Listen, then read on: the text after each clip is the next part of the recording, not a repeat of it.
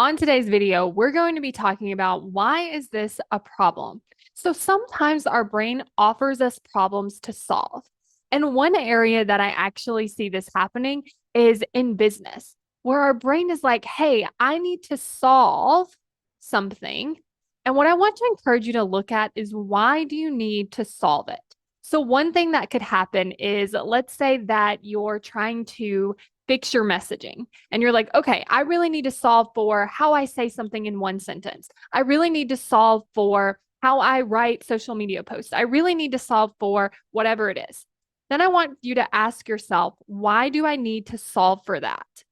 And see what comes up because your answer might be because people aren't going to buy.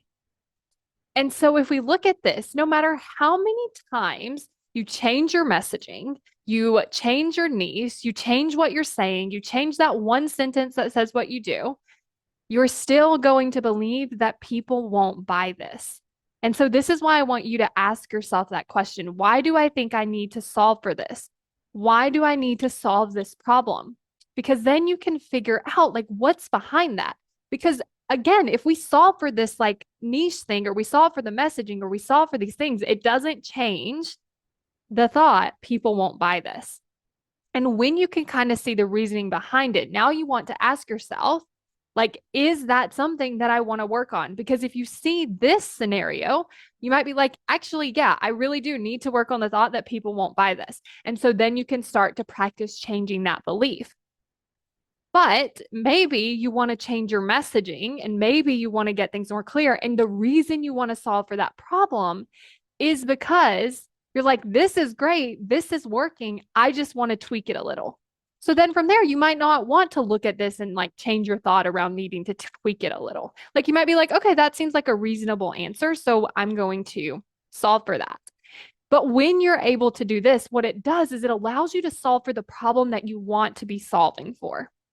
So instead of getting wrapped up in your niche and your messaging in that one sentence, you were then solving for the belief that people don't want to buy this.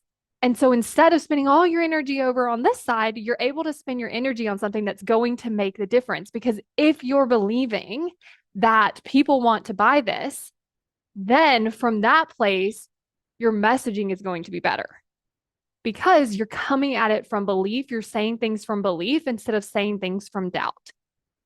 If you want to create commitment so that you can achieve your goals with more fun and more ease, I'm creating a course on how to create commitment.